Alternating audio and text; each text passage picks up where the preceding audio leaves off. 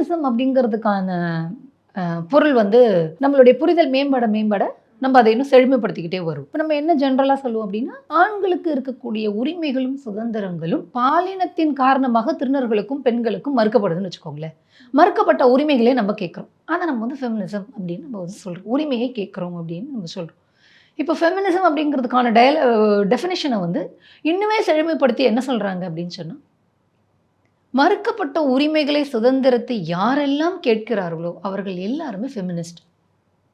இப்போ இங்கே ஒருத்தருக்கு வந்து அவர் என்ன பாலினமாக வேணா இருக்கட்டும், அவருடைய உரிமையும் சுதந்திரம் பறிக்கப்படுது அப்படின்னா, அவருக்கு குரல் நீங்கள் கொடுத்தாலோ நான் கொடுத்தாலோ இல்லை இந்த ஆண் கொடுத்தாலோ அதை ஃபெமினிசம்னு சொல்லுங்க அப்படின்னு சொல்கிறாங்க.